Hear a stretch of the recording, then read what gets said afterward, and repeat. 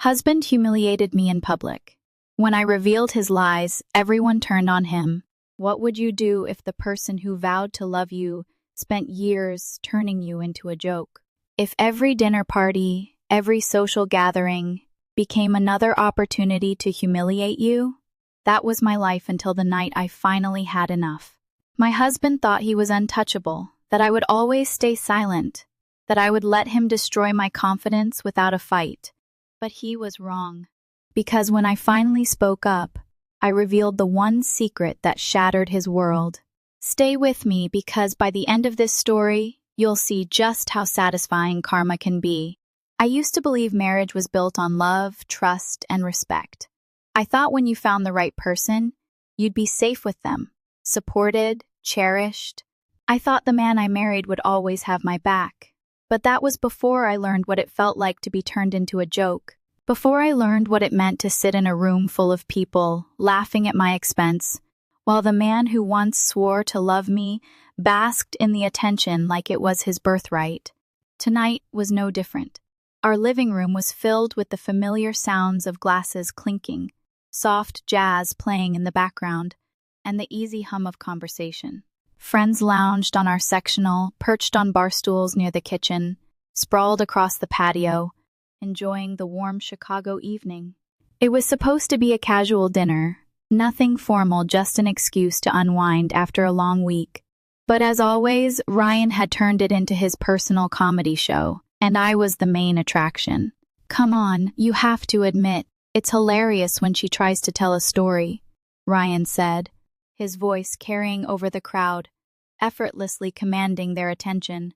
It's like watching a lost puppy try to find its way home. Just circles and confusion. Laughter rippled through the room, some polite, some genuine. I felt the familiar flush of heat creep up my neck, my fingers tightening around my wine glass. I forced a smile, the same well-practiced expression I'd worn for the past 5 years of our marriage. But inside, something was cracking. I glanced around, searching for an ally, someone who might look uncomfortable, who might recognize how humiliating this was. But no one met my eyes. Not James, Ryan's best friend, who was already smirking at whatever punchline Ryan was working toward. Not Jennifer, who took a sip of her wine and leaned into her husband, pretending not to notice my discomfort. Not even Lauren, my best friend since college, who had long since stopped trying to defend me when Ryan got like this. I should be used to it by now.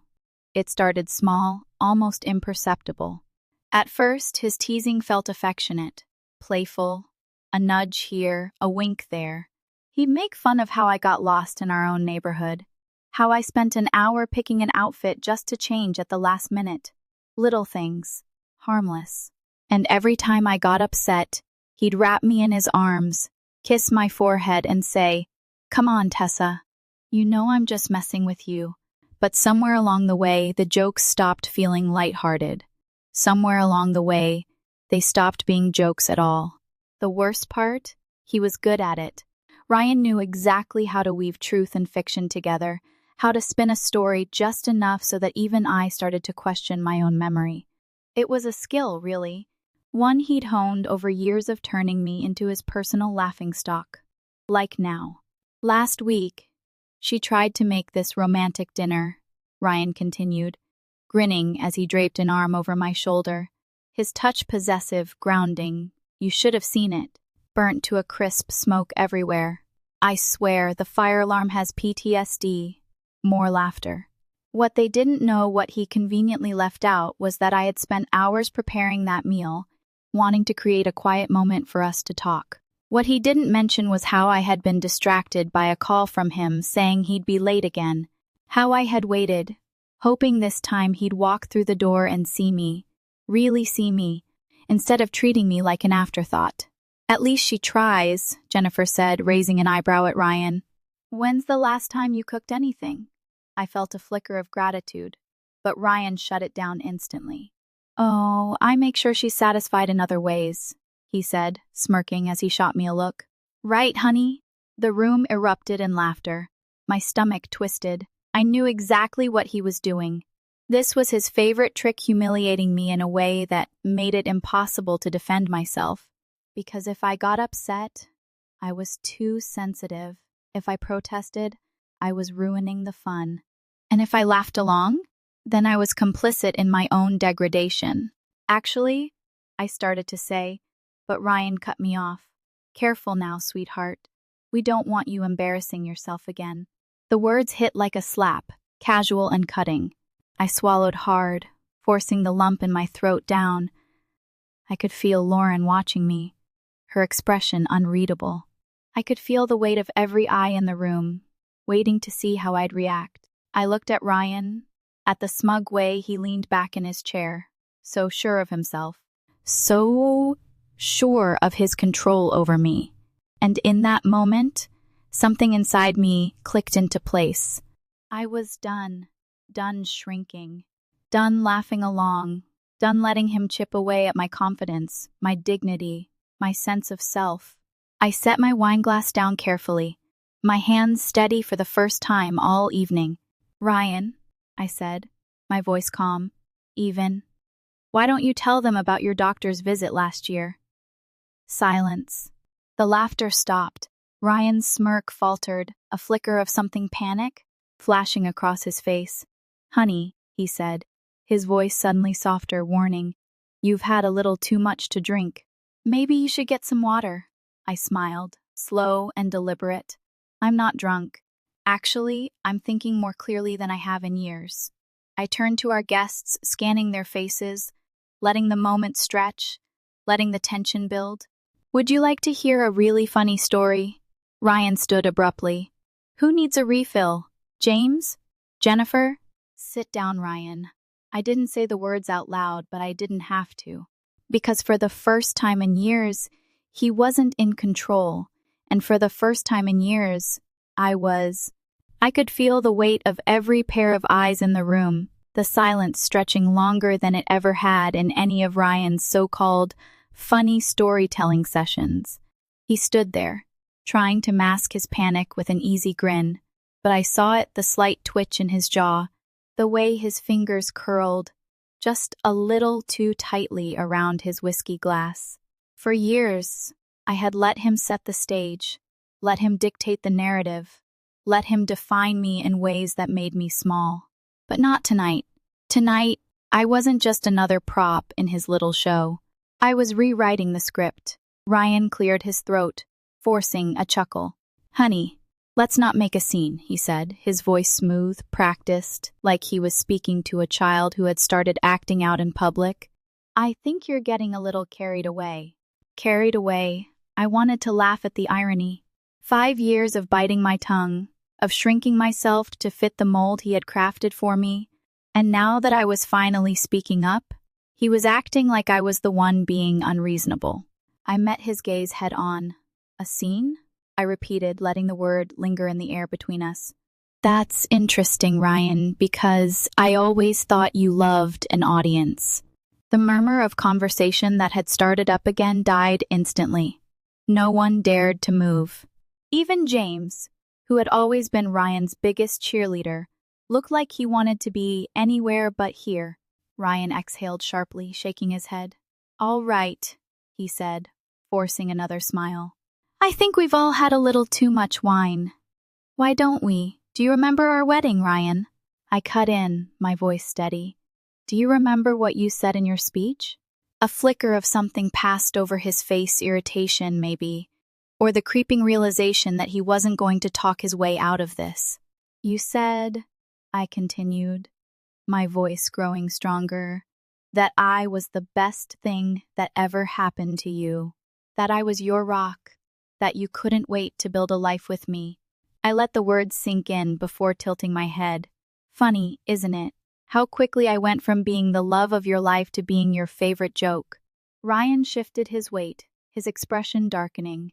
Tessa, you told me you loved me, I went on, not letting him interrupt. And I believed you. I believed you when you said the teasing was just playful. I believed you when you said I was overreacting. I even believed you when you told me that you were just one of the guys, that it was all harmless banter. I let out a small laugh, shaking my head. But you know what I don't believe anymore, Ryan?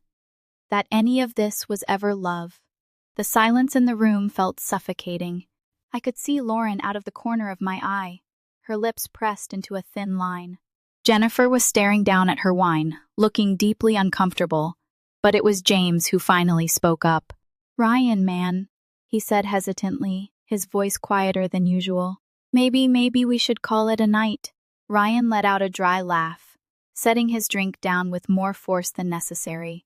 "Oh, come on," he said, shaking his head. "Everyone knows how Tessa gets when she's upset. She's always been dramatic. Dramatic. That was his favorite word when I stood up for myself. Not right. Not justified. Dramatic. "Tell me, Ryan," I said, folding my arms.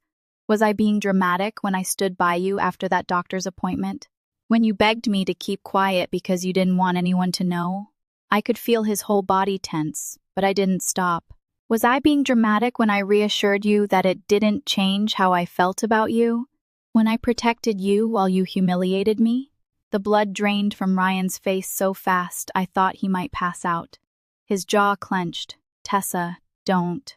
The warning in his voice was clear, but I wasn't afraid of him anymore. "You want to talk about funny stories?" I continued, my tone sharper now. "Let's talk about last week, when I overheard you telling James that I was the problem. That I was the reason we didn't have kids. That I was what was the phrase you used? Too cold in bed." A gasp rippled through the room. Jennifer's head snapped up, her mouth slightly open. Even James had the decency to look ashamed. Ryan took a step toward me, lowering his voice so only I could hear. "That was just guy talk," he hissed through clenched teeth. "You weren't supposed to hear that." I scoffed. "Oh, right. So that makes it okay?" I shook my head. "You made me feel like I wasn't enough, Ryan. You spent years chipping away at me, making me question myself, making me think I was the problem. And the whole time, you knew the truth." "Tessa, please," Ryan said, his voice tight, his hands clenched at his sides. "Just can we talk about this in private?" I tilted my head. "Oh, now you want privacy? That's funny. Because when you were making jokes about me in front of all these people, you didn't seem to mind the audience." His nostrils flared, his composure slipping. "You're making a fool of yourself." I let out a slow breath, taking a step closer. "No, Ryan," I said softly. "For the first time in years, I'm not." The power dynamic in the room had shifted. I could feel it, and so could he. Ryan was used to being the one in control, the one steering the conversation, the one who got to decide how far things went. But tonight he wasn't calling the shots. I was. Jennifer, who had been silent this whole time, finally spoke up. "You told people it was her fault?" she asked, her voice laced with disbelief. She turned to James, her expression unreadable. "Did you know about this?" James swallowed, glancing between me and Ryan, clearly unsure whose side to take. "I mean, Ryan just vented sometimes," he said weakly. "You know how guys talk." Jennifer let out a dry laugh, shaking her head. "Unbelievable." Ryan exhaled sharply, running a hand through his hair. "I can't believe this," he muttered. "You're seriously trying to make me look like the bad guy?" I arched an eyebrow. "Ryan, you did that all on your own." For the first time in our marriage, Ryan had no witty comeback, no sarcastic remark, no joke to smooth things over. He was unraveling right in front of me, and I could see it, the panic, the desperation, the fear, and it was intoxicating. The room felt smaller, the air heavier.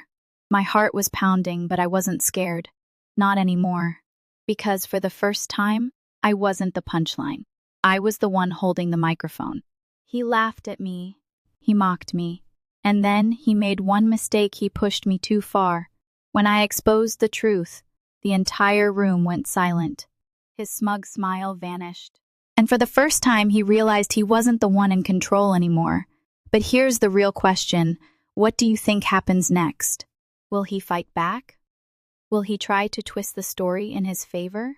Comment 1111 if you think he'll lash out, or woo22foot if you think he'll finally break. Let's see who gets it right. The room was suffocating. thick with tension, the weight of everything unspoken pressing down on us like a storm cloud ready to break. Ryan stood there, his face pale, his fingers twitching slightly at his side. He was unraveling, and he knew it. The carefully crafted persona he had spent years building, the charming, confident man who always had the last word, was crumbling right in front of everyone. And yet, he still thought he could fix this. He still thought he could pull the strings, regain control, smooth everything over with that smug grin and a well-placed joke. But not this time. Not tonight. His voice was tight when he finally spoke. "Tessa, let's be rational about this." I almost laughed. Irrational. That's what he called it when he manipulated me into silence, when he twisted my words, when he made me feel like I was the crazy one for reacting to his cruelty. He wasn't asking for rationality. He was begging for my compliance. I folded my arms, keeping my voice steady. "Oh, I'm being very rational, Ryan." For the first time in a long time, his jaw clenched. He hated this. Hated that I wasn't playing along. Hated that I wasn't crumbling under his gaze like I always had. James shifted uncomfortably, clearing his throat. "Look, maybe we should just stay out of this, James," Ryan snapped, his voice sharper than I'd ever heard it in public. A beat of silence. James flinched slightly but said nothing. Jennifer, though, was watching Ryan with something close to disgust. I tilted my head, studying my husband like I was seeing him for the first time. "You know what's funny?"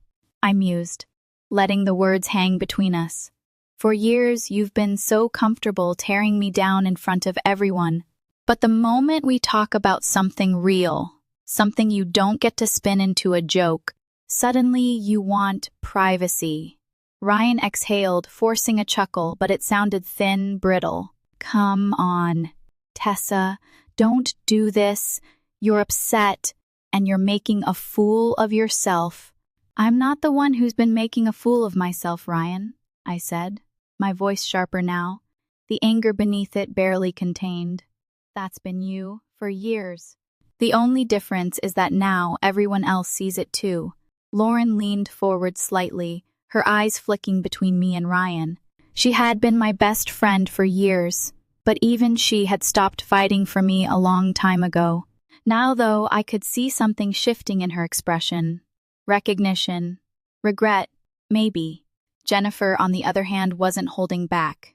"So let me get this straight," she said, her voice cool, measured. "You've spent years making jokes about Tessa, embarrassing her in front of all of us. And now that she's standing up for herself, she's the problem?" Ryan's head snapped toward her. "Jennifer, no. Seriously," she continued, cutting him off. "Because I'm sitting here thinking about every dinner party, every event, every single time you've made a comment about her appearance, her job, the way she talks, the way she cooks, and suddenly I'm realizing none of it was funny. It was just mean." A murmur of agreement rippled through the room. Not everyone spoke, but I saw it in their faces. The slow realization, the uncomfortable shifting, the dawning awareness that maybe, just maybe, Ryan wasn't as charming as they had thought. Ryan let out a dry laugh, shaking his head like we were all insane. "Oh, come on. Are we really doing this?" He turned to James, seeking an ally. "You're not buying into this, are you?" James hesitated, shifting in his seat. "I mean, look, man, you have been kind of harsh sometimes." Ryan scoffed. "Harsh? Jesus, James, you've laughed at my jokes for years. Don't pretend like you suddenly have a problem with them now." James glanced at his wife, who was watching him expectantly. He swallowed. "Yeah, well, I guess I never really thought about it before." Ryan let out a bitter laugh, shaking his head. Unbelievable. His eyes flicked back to me, colder now. "So what's the end game here, Tessa? You humiliate me in front of everyone, and then what? You think that makes you look good?" I met his gaze, unflinching. "No, Ryan. I think standing up for myself makes me look good." His expression twisted, his lips pressing into a thin line. I could see the calculation behind his eyes, the way his mind was racing for a way out of this. He was losing ground, and he knew it. And Ryan Whitaker did not lose. Fine. he said, his voice clipped. You want to air dirty laundry? Let's do it. He turned to the room, spreading his arms. Tessa wants to act like a victim, but let's talk about how she got that big promotion at work, huh? How many late nights with the boss did that take? The words hit like a slap, cold and vicious. A collective gasp filled the room, followed by an immediate, heavy silence. For a moment, I couldn't breathe. And then, from the doorway, a voice I hadn't expected cut through the tension like a knife. Actually, my boss, Claire, said, stepping into the room. I can tell them exactly how she got that promotion. Ryan froze. I turned, my heart pounding. Claire stood there, calm and composed, holding a stack of papers in one hand, her expression unreadable. I had forgotten she was coming by later to drop off some documents. She stepped forward, eyes locked on Ryan. Tessa got that promotion because she landed the biggest account our firm has ever seen. She worked harder than anyone, put in the hours, led the team, and I was there every single one of those nights because that's what leadership looks like. Ryan's face turned a deep shade of red. Claire, don't, she said sharply, her tone like a whip crack. You don't get to use me to try and tear down your wife. I've watched you do it for years, and frankly, I'm disgusted. I let out a shaky breath, my hands trembling slightly. And then Lauren stood. I think it's time you left, Ryan. Ryan looked around, his expression a mixture of shock and fury. You're kicking me out of my own house? Lauren's gaze didn't waver. I think you should go. Jennifer stood too. Then Mark, then James. One by one they rose, and suddenly, Ryan wasn't just facing me. He was facing all of them. For the first time in his life, Ryan Whitaker was out of words. And for the first time in my life, I had all the power. The silence in the room was suffocating, stretching into something unbearable. Ryan's face was tight, his hands balled into fists at his sides as he scanned the room, looking for anyone to defend him. But no one did. Not James, not Jennifer, not even Lauren. His kingdom was crumbling, and he was scrambling for a way to salvage it. I could see it in the flicker of panic behind his eyes, in the way his jaw tightened as he forced a breath through his nose. For years, he had controlled the narrative, turned me into the joke, the fool. Now, for the first time, he had become the punchline, and he hated it. I almost expected him to lunge at Claire, to spit some cruel, last-ditch insult to regain some of his footing, but he didn't. Instead, he turned back to me, the mask of easygoing charm slipping entirely, leaving only raw, exposed anger. So this is what you wanted? He said, his voice lower now, his eyes narrowing. To humiliate me? To make me look like the bad guy in front of everyone? I let out a slow breath, tilting my head slightly. Ryan, you made yourself look like the bad guy. I'm just done pretending you're not. His nostrils flared. This is ridiculous, he muttered, running a hand through his hair, his frustration boiling over. You're overreacting. There it was. The phrase he had used 1,000 times before, his favorite way to dismiss me, to make me question myself. You're overreacting. You're too sensitive. You're imagining things. But tonight, it didn't work. Tonight, I didn't shrink beneath those words. I'm reacting exactly as I should, I said, my voice steady. I let you walk all over me for years, Ryan. I let you make me feel small. I let you chip away at my confidence, my self-worth, my sanity. And for what? So you could feel bigger? I shook my head. That ends now. He exhaled sharply, shaking his head like I was speaking a foreign language. Jesus, Tessa, you make it sound like I was abusing you or something. I made some jokes, okay? Everyone jokes about their spouse. That's what married people do. A bitter laugh escaped me before I could stop it. You think this is normal? I gestured to the room, to the uncomfortable expressions on the faces of people who had spent years laughing along with him, suddenly realizing they had been complicit. You think it's normal to tear your wife down every chance you get? To turn her insecurities into entertainment? To mock her job, her intelligence, her looks, her body? I swallowed hard. my voice dropping lower. To lie about her?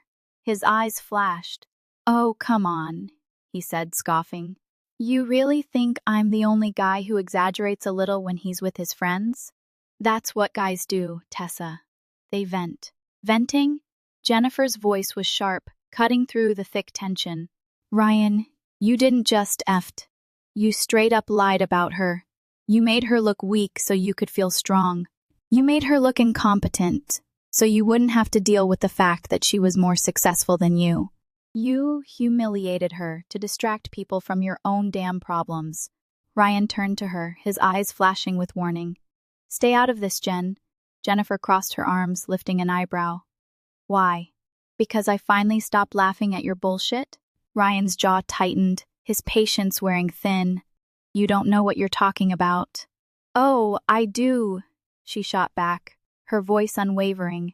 And you know who else does? My husband. Because he heard you at the club last month, telling everyone that Tessa was the reason you two didn't have kids. That she wasn't, what was it again, James? Able to keep a man happy? My breath caught in my throat. I had thought I was past the worst of it, past the part where his cruelty could still surprise me. But this hit differently. James looked like he wanted to disappear, his face red as he avoided my gaze. I mean, Jesus Christ, James, Lauren snapped, shaking her head in disbelief. You knew about this? And you didn't say anything? James swallowed hard, his gaze darting between me and Ryan. I didn't think he was serious. I thought he was just talking shit, like he always does. I let out a slow breath, nodding. Right. Just like he always does, Ryan scoffed, rolling his eyes. Oh, for the love of Tessa, are you really going to get mad over something I said when I was drunk? That's not an excuse, I said, my voice cutting through the noise. You didn't just say it when you were drunk, Ryan. You've been saying it for years. Every chance you got, you made sure people knew how lucky I was to have you, that no one else would put up with me, that I was weak, incompetent, fragile. My hands were shaking now, but I didn't care. But the truth is, Ryan, I'm not the weak one here. You are. He laughed, a hollow, humorless sound. That's rich, coming from you. I tilted my head slightly. Really? Because I don't see you standing here owning up to anything. I don't see you taking responsibility for the way you've treated me. All I see is a man who just realized he's losing control, and he has no idea how to handle it. His face twisted, his frustration shifting into something darker. You want me to take responsibility? Fine. I'll take responsibility for the fact that I stayed in a marriage with a woman who never appreciated me. A woman who was too damn cold, too damn stubborn, too damn focused on her job to care about me. He took a step closer, lowering his voice. You think you're the victim here, Tessa? You think you're some martyr? Please. You were never good enough for me, and you knew it. That's why you let me get away with everything for so long. Because, deep down, you knew I was doing you a favor by staying. The words should have hurt. A year ago they would have, maybe even a month ago. But standing here, with the truth laid bare, with the weight of years of humiliation finally lifted, I felt nothing. I smiled. A slow, knowing smile that made Ryan's expression falter for the first time all night. You know what's funny? I said softly, watching him closely. I used to believe that. I shook my head. But now I finally see you for what you are. He swallowed, his Adam's apple bobbing slightly. And what's that? I took a step back, tilting my head. Pathetic. The word landed between us like a grenade, and for the first time since I had met him, Ryan Whitaker had no comeback, no joke, no smirk, nothing, just silence. The silence stretched between us, thick and heavy, suffocating the room like an invisible fog. Ryan's jaw was clenched so tightly I could see the muscles in his neck twitching. His face was still flushed from rage, but behind it, I saw something else, something. He'd spent years masking beneath arrogance and cruelty. Fear. For the first time since I had met him, he wasn't in control, and he didn't know what to do with himself. He scoffed. shaking his head like this was all some ridiculous misunderstanding. You really think you've won something here, Tessa? His voice was low now, his usual smugness hanging on by a thread. You think turning everyone against me makes you the better person? I tilted my head slightly, studying him. I don't need to turn anyone against you, Ryan. You did that all by yourself. His nostrils flared. This is insane. He turned to the room, scanning the faces of our friends, as if searching for an ally, someone who would throw him a lifeline. But no one spoke. No one moved. Not even James, who had always been his most loyal follower, could meet his eyes now. Jennifer crossed her arms. You know what's actually insane, Ryan?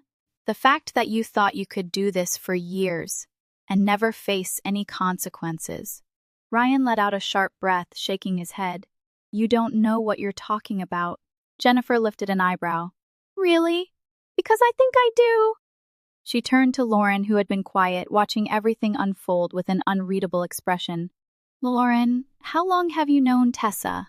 Lauren blinked, startled at being dragged into the conversation. Since college, she said hesitantly. Jennifer nodded. And in all those years before she met Ryan, was she ever the kind of person who second-guessed herself?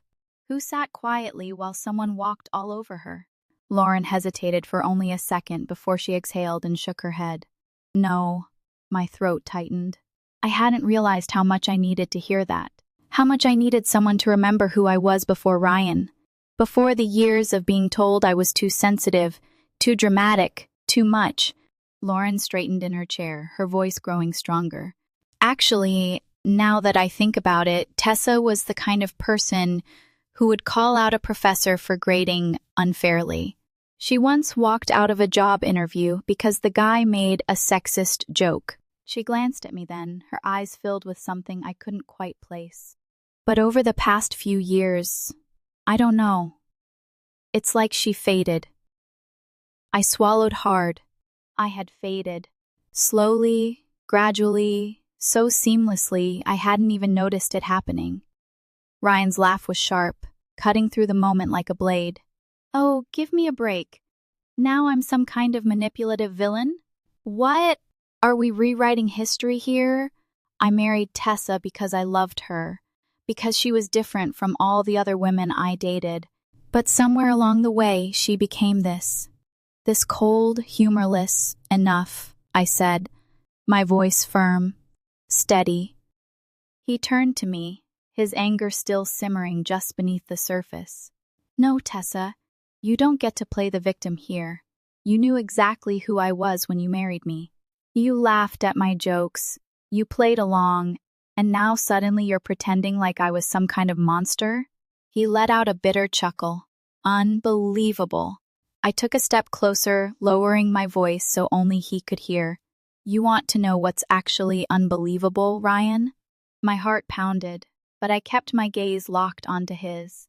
The fact that I spent 5 years letting you convince me that I was the problem, that I stayed quiet while you chipped away at my confidence, made me doubt myself, humiliated me in front of our friends like it was some kind of sport. My throat tightened, but I pushed through it.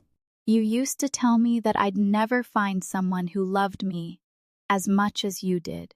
And for a long time, I believed you. I took a deep breath. But now I realize that was never love. Love doesn't feel like this. His lips parted slightly, his confidence slipping just enough for me to see the panic creeping in. He wasn't used to this, to me standing my ground, to me calling him out for exactly what he was. I turned back to the room, to the faces of the people who had spent years laughing at Ryan's jokes, never questioning them, never realizing what they were really witnessing. You've all sat through his stories, I said, my voice louder now, stronger. You've laughed at them, encouraged them. Maybe you thought they were harmless. Maybe you didn't realize what it was doing to me. I swallowed hard. But now you do. James shifted uncomfortably. Tessa, look, I held up a hand. I don't want your apology, James. Not tonight. Because this isn't just about what you laughed at. It's about the fact that you let it happen. A heavy silence settled over the room. Jennifer was nodding slightly, her expression unreadable. Lauren looked like she wanted to cry. Ryan, on the other hand, was practically vibrating with barely contained rage. His hands were balled into fists, his nostrils flaring. "So what?" he snapped. "You want me to apologize? Is that it? You want me to beg for forgiveness?" He let out a dry laugh, shaking his head. "Well, guess what? That's not happening." I studied him for a long moment. Then, finally, I smiled. "I don't need your apology, Ryan. I don't need anything from you." And just like that, the last thread tying me to him snapped. I turned to Lauren and Jennifer, my chest feeling lighter than it had in years. "Would you mind helping me clean up?" Lauren blinked, then quickly nodded. Jennifer was already reaching for the wine glasses. Ryan's head snapped toward me. "You're just... what? Moving on?" I met his gaze, my heart steady, my voice sure. Yes. And for the first time in our marriage, Ryan had nothing to say. No comeback, no sarcastic remark, nothing. Because the one thing he had never prepared for, the one thing he never saw coming, was the moment I finally stopped playing his game. I watched Ryan's face twist with barely contained rage. His lips pressed into a tight, bloodless line. He had always been a man of control, of calculated words and well-placed jabs.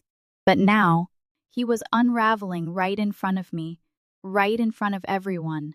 And the more he realized he was losing, the more desperate he became. I had spent years sitting quietly, letting him spin the narrative, letting him make me the joke. But tonight there was no saving face. Not for him. "Unbelievable," he muttered under his breath, shaking his head. He ran a hand through his hair, his breathing uneven. "You know what, Tessa? Fine. You want to humiliate me? Congratulations. You got what you wanted." He gestured around the room. "Look at all of them sitting here, pretending they've never laughed at my jokes before, acting like they didn't love every second of it." His voice dripped with venom, his eyes flicking to James, to Lauren, to Jennifer. "You're all hypocrites." No one spoke. Maybe they didn't know how to respond. Maybe they finally saw him for what he was. Or maybe they just weren't willing to be part of his show anymore.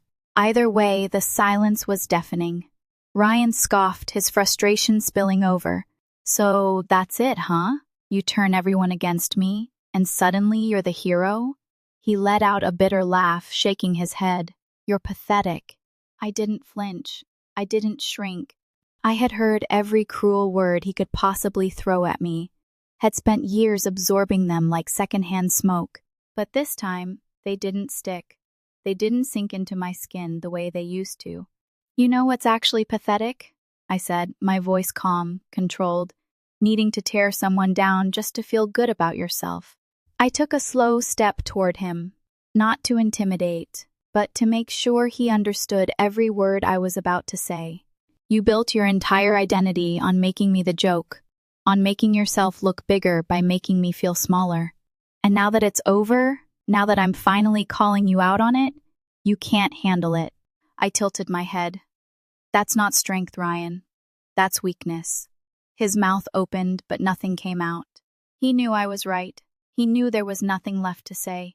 And for a man like Ryan, nothing was more unbearable than losing control of the conversation. Jennifer let out a slow exhale, shaking her head. "Jesus, Ryan," she muttered. "I can't believe I ever defended you." Lauren folded her arms, looking at him like she was seeing him for the first time. "Neither can I." James shifted uncomfortably but didn't argue. Even he had stopped trying to make excuses for him.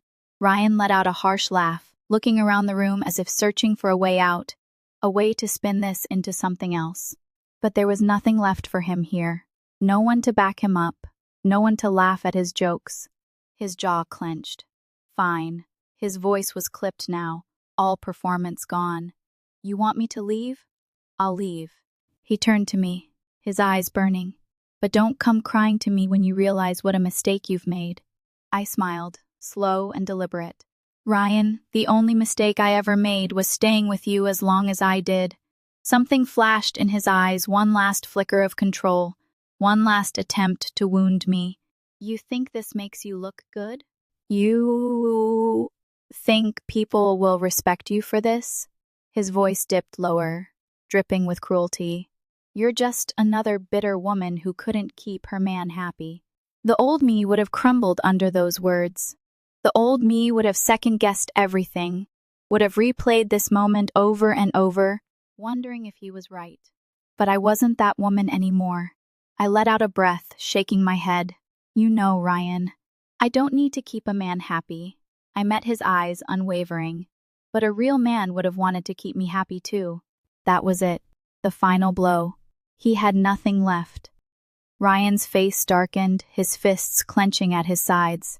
He turned on his heel and stormed toward the door, yanking it open with enough force to rattle the frame. For a split second, he hesitated, as if expecting someone to stop him, to call him back, to beg him to stay. No one did. And then, just like that, he was gone.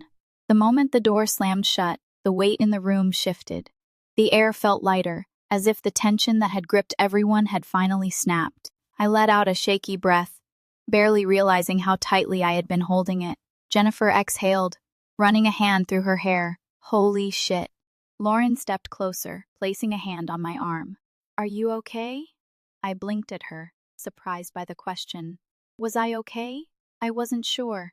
Everything had happened so fast, the adrenaline still rushing through me like a live wire. But as I looked around the room, as I saw the way everyone's expressions had changed, not pity, not discomfort, but respect, I realized something. I felt free. For the first time in years, I wasn't walking on eggshells. I wasn't waiting for the next jab, the next insult, the next way Ryan would make me question myself. I wasn't bracing for impact. I was free. I smiled, small but genuine. Yeah, I said, nodding. I think I am. Lauren squeezed my arm before letting go, and Jennifer grabbed a half-empty wine bottle from the counter, pouring more into her glass. Well, she said, taking a long sip, that was the most entertaining dinner party I've ever been to. A small chuckle bubbled up in my chest, surprising even me. It was the first time I had laughed tonight, and it wasn't forced, wasn't hollow. It was real. James cleared his throat, looking thoroughly uncomfortable. I should probably... He gestured toward the door, clearly desperate to leave before anyone turned on him. Jennifer rolled her eyes. Oh, relax, James. No one's throwing you out. Yet. He gave a nervous chuckle but didn't argue. I glanced around, taking in the mess, the half-eaten food, the knocked-over wine glass from earlier, the remnants of a night that had started as just another one of Ryan's performances and ended in his complete downfall. Lauren picked up a plate and looked at me. You want help cleaning up? I exhaled, nodding. Yeah, that'd be nice. And just like that, the night continued. Different, but better. The house, for the first time in years, felt like it belonged to me again. I wasn't just existing in it. I was reclaiming it. As I moved around the kitchen, stacking plates, I caught my reflection in the window. For a brief second, I almost didn't recognize the woman staring back at me. But then, she smiled, and I realized she had been there all along. I woke up the next morning to an unfamiliar silence. No distant sound of Ryan on the phone, no clatter of him rifling through the kitchen cabinets, no careless humming as he got ready for the day. The absence of his presence was almost eerie, like the house itself was adjusting to the sudden shift. I lay there for a moment, staring at the ceiling, letting the weight of everything settle in. It was over. He was gone. And for the first time in years, I didn't have to brace myself for whatever mood he'd wake up in, for whatever new way he'd find to chip away at me. I slid out of bed, my feet hitting the cool hardwood floor, and padded toward the kitchen. The remnants of last night's dinner party were mostly cleaned up, thanks to Lauren and Jennifer staying behind to help. The wine-stained napkins were gone, the overturned glasses wiped clean, the plates stacked neatly in the sink. But the air still held the energy of what had happened, like the walls themselves had absorbed the final collapse of my marriage. I poured myself a cup of coffee, the rich aroma filling the space as I wrapped my hands around the mug. I should have felt devastated. I should have been drowning in regret, questioning whether I had done the right thing. But I wasn't. I wasn't numb or heartbroken or lost. If anything, I felt lighter. Like I had been holding my breath for so long, I had forgotten what it felt like to breathe. Then my phone buzzed on the counter. For a split second, my stomach twisted a conditioned reaction. Years of dealing with Ryan's unpredictable moods had trained me to expect the worst whenever my phone lit up with his name. But when I glanced at the screen, it wasn't him. It was Lauren.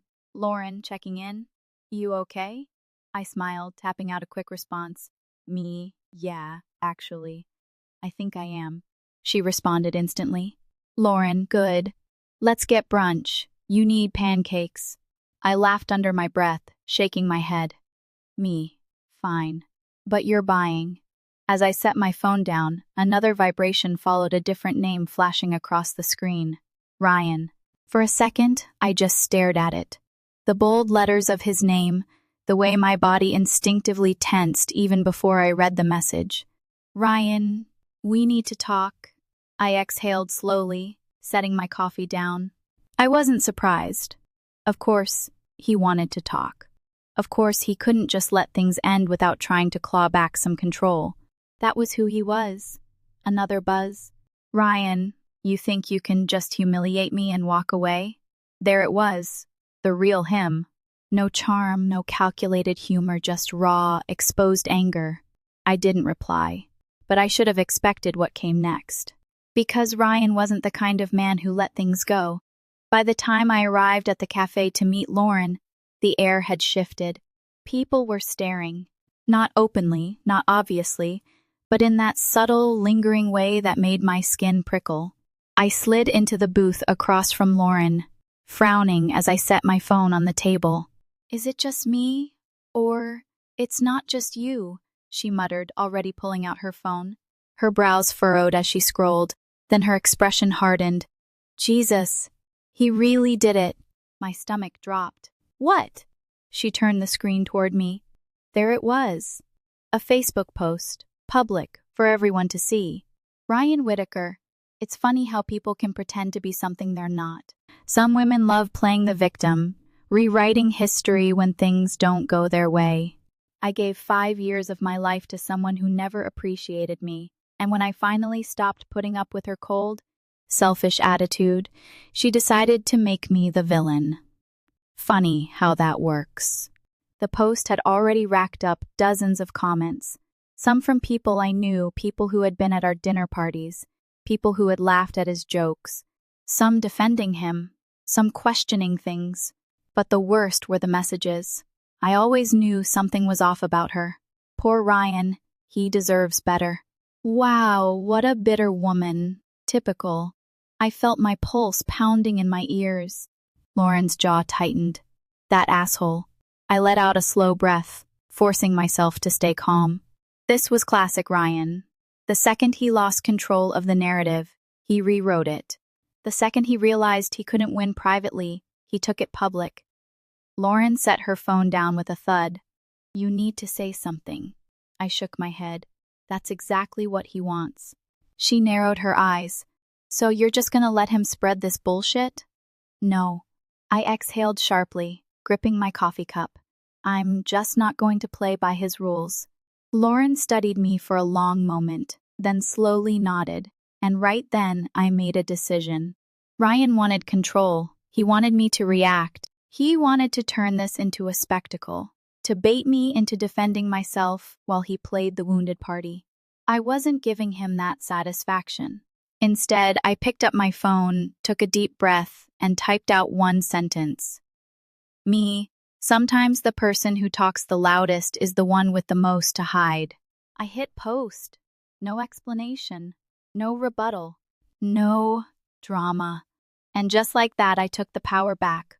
Lauren smirked. Damn, that was good. I smiled, taking a sip of my coffee. I know. As the comments started rolling in, as the people who had blindly defended Ryan started questioning him, I realized something. I wasn't afraid of him anymore. And that was worth more than anything he could ever take from me. I didn't expect the post to explode the way it did. I had written it in a moment of quiet defiance, not thinking about what would happen next, only knowing that I refused to let Ryan control the narrative. But within an hour, my phone was buzzing nonstop. Comments, messages, our reactions. Some were from people I hadn't spoken to in years. Some from mutual acquaintances who had probably never given me a second thought until now. Some were supportive. Others, not so much. I scrolled through the responses, my coffee growing cold beside me. Wow, Tessa really let herself go. No wonder Ryan left. Typical bitter ex-wife move. Guess she couldn't handle being with a real man. Lauren leaned over, peering at my screen. Jesus, she muttered.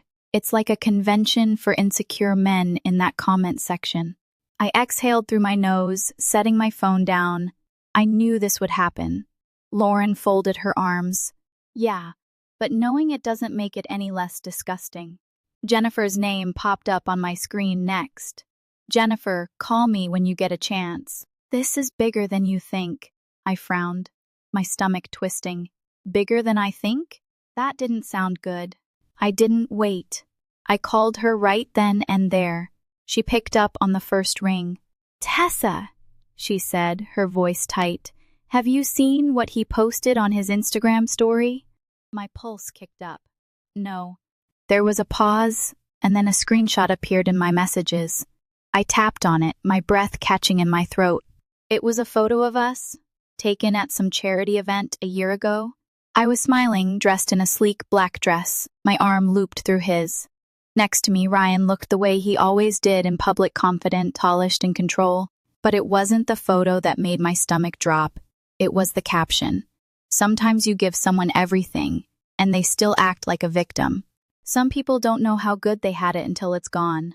I could feel Lauren's eyes on me, waiting for my reaction. Jennifer's voice was sharp.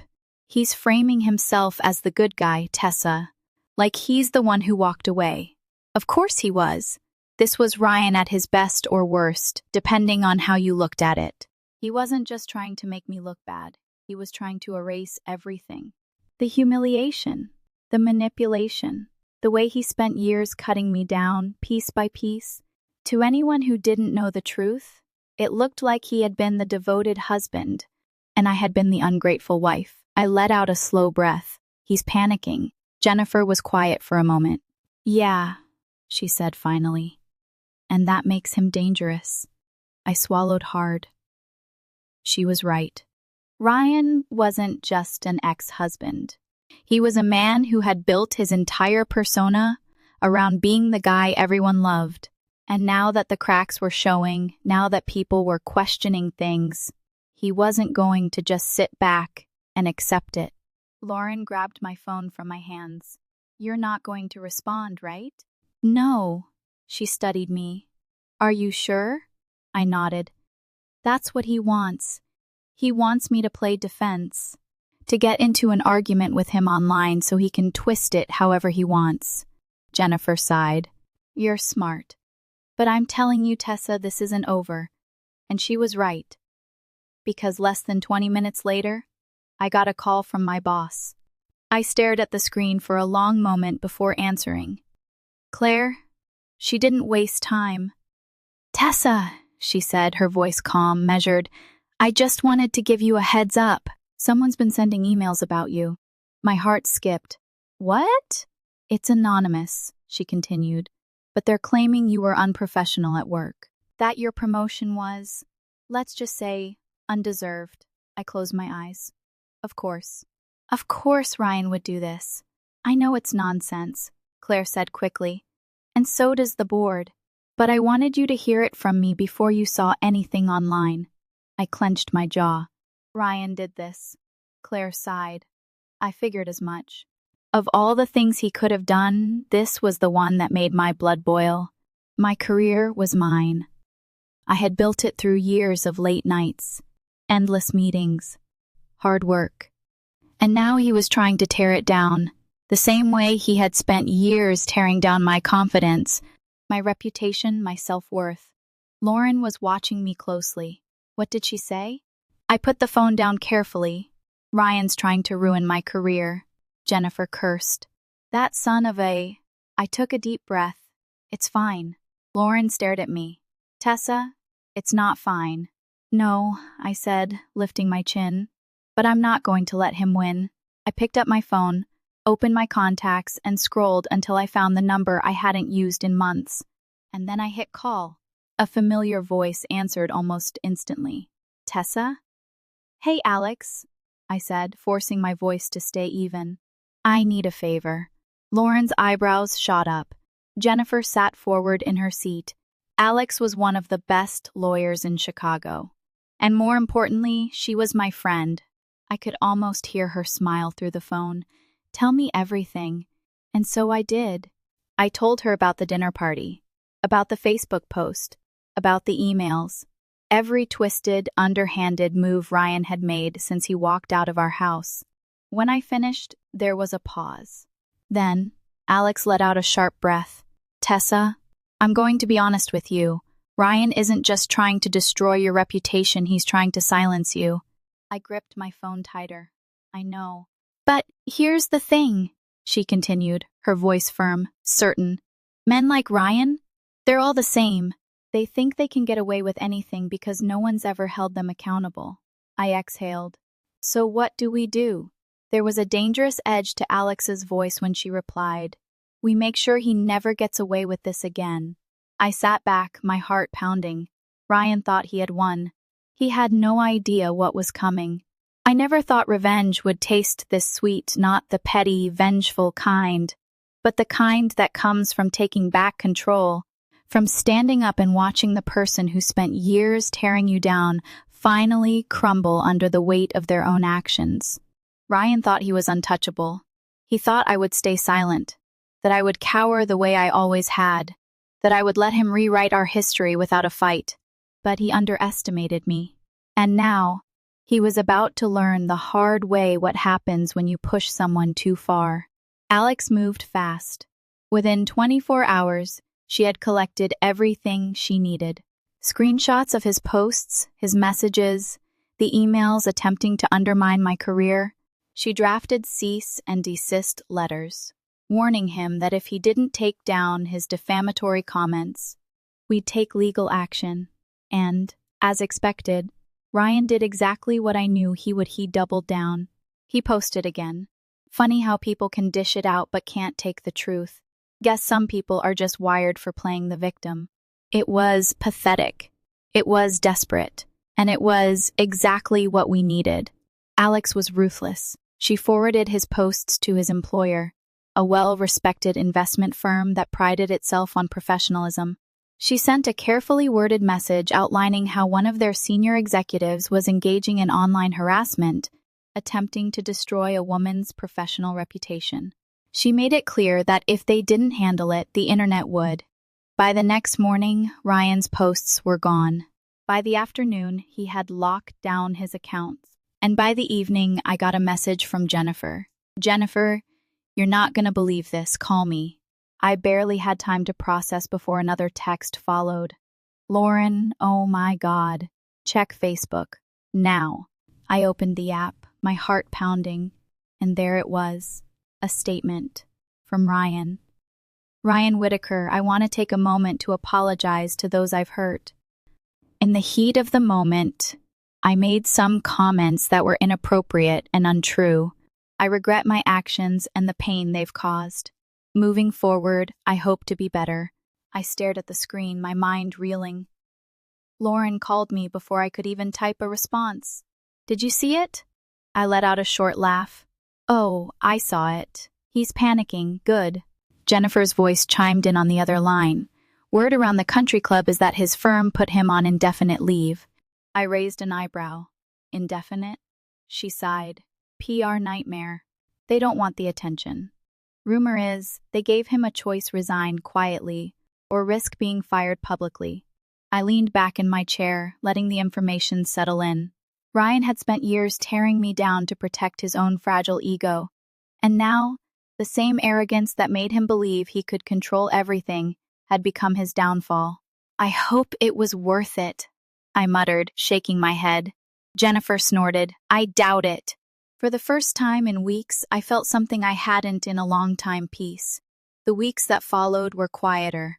Ryan disappeared from social media entirely. His name stopped popping up in conversations. His presence faded like a bad dream, something distant, something that no longer had power over me. And I moved forward. I took on a new project at work, one that came with a substantial promotion, one that had nothing to do with sleeping with my boss, despite what Ryan had tried to imply. I decorated my apartment, making it truly mine. I met Lauren and Jennifer for brunch every Sunday, and for the first time, I laughed, really laughed, without worrying that someone would twist my words into a joke at my expense. Then, one night, I saw him. I was at a restaurant downtown, meeting Alex for drinks, when I spotted him sitting alone at the bar. He looked different. The confidence he once carried so effortlessly was gone, replaced by something smaller, more fragile. He was trying to chat up the waitress, flashing the same grin he used to give me, but she wasn't laughing. She wasn't even smiling. She nodded politely, uninterested, and walked away, leaving him sitting there, swirling his drink, looking as lost as I had once felt. For a brief second, he looked up and saw me. Our eyes met. And for the first time in our entire relationship, Ryan didn't smirk. He didn't sneer. He didn't have some biting comment ready to cut me down. He just sat there, silent. I should have felt triumphant. I should have wanted to rub salt in the wound, to throw his own words back at him, to remind him of everything he had done. But instead, all I felt was nothing. No anger, no hatred, no lingering sadness, just relief. He no longer had power over me. I picked up my drink, raised it slightly in his direction, not in malice, not in pettiness, but in silent acknowledgement that I was finally free. And then I turned away. As I walked out of the restaurant that night, I realized something. I had spent years believing Ryan's version of me, the weak, pathetic woman he had created in his stories, the one who couldn't take a joke, who was lucky to have him, who would never be enough. But that woman? She never existed. And now I finally saw myself for who I really was. I was strong, I was whole, and I was done being the punchline of someone else's joke. Ryan thought he could destroy me. He thought he could turn the world against me, that I'd crumble under the weight of his lies. But what he never saw coming was me standing up and taking back my power. And in the end, he lost everything: his reputation, his career, his control. Meanwhile, I walked away stronger than ever. But let me ask you, have you ever had to stand up to someone who tried to break you? Drop your story in the comments, because trust me, you're not alone. And if you loved this story, don't forget to like and share, because everyone deserves to know what real strength looks like. If there's one thing I've learned, it's this: silence enables bullies. For years, I let someone else control my story, make me doubt my worth, twist reality until I could barely recognize myself. But the moment I stood up, the moment I refused to play along, everything changed. In this country, too many people suffer in silence at work, in relationships, in friendships, afraid of rocking the boat. But let me tell you something: your voice is your power. No one has the right to tear you down to build themselves up. Stand tall, speak up, and never let anyone rewrite your truth.